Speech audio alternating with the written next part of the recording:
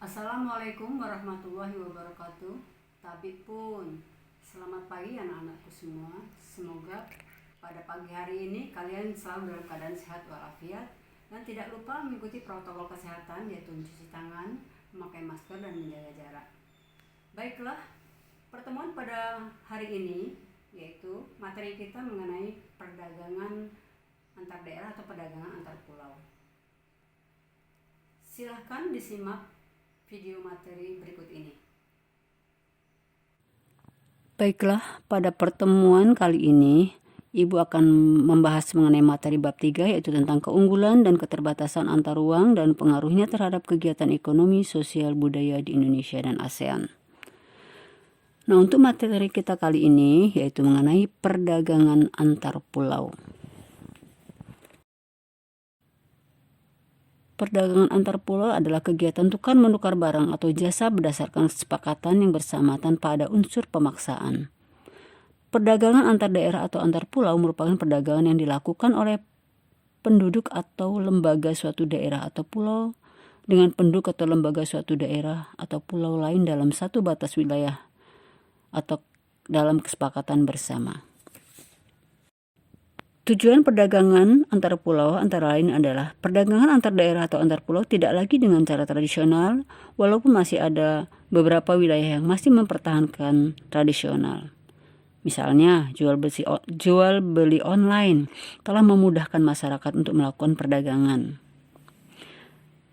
Dengan bantuan jasa kirim, internet, jarak bukan lagi masalah.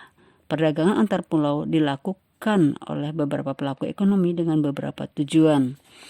Antara lain, yang pertama adalah memperoleh keuntungan, memperluas jangkauan pasar. Faktor pendorong atau manfaat daripada perdagangan antar pulau yang pertama, faktor perbedaan produksi yang dimiliki. Di mana kita tahu bahwa setiap daerah memiliki sumber daya yang berbeda-beda. Kemudian perbedaan tingkat antar daerah. Di mana di sini ada perbedaan kekayaan alam, perbedaan tingkat harga antar daerah yang mendorong terciptanya perdagangan antar daerah. Kemudian manfaat perdagangan antar pulau atau daerah. Yang pertama, menyediakan alternatif atau alat pemuas kebutuhan bagi konsumen. Yang kedua, meningkatkan produktivitas. Yang ketiga, memperluas kesempatan kerja bagi masyarakat. Perdagangan antar negara, yaitu yang dimaksud adalah individu atau lembaga dari negara yang kita dalam menjual atau membeli barang dari individu atau badan yang ada di luar negeri. Terjadi aktivitas perdagangan antar negara akan menimbulkan aktivitas yang dinamakan dengan ekspor dan impor. Perdagangan antar negara atau sering kita sebut sebagai perdagangan internasional adalah aktivitas perdagangan yang dilakukan negara dengan masyarakat dengan negara yang lain.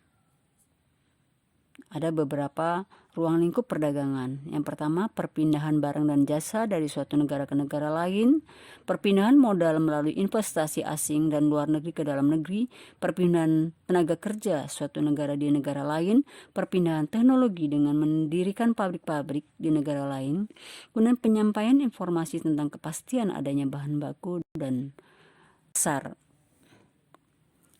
Demikianlah pembelajaran kita pada hari ini. Semoga apa yang disampaikan dapat bermanfaat kepada kalian semua. Dan untuk tugas berikutnya, kalian bisa lanjutkan kepada materi bab 4 di buku cetak yang sudah ada. Dan tugas berikutnya bisa kalian lihat, tugas yang pada hari ini bisa kalian lihat di WA yang sudah Ibu buat. Itu ada 10 soal, silahkan dikerjakan. Assalamualaikum warahmatullahi wabarakatuh.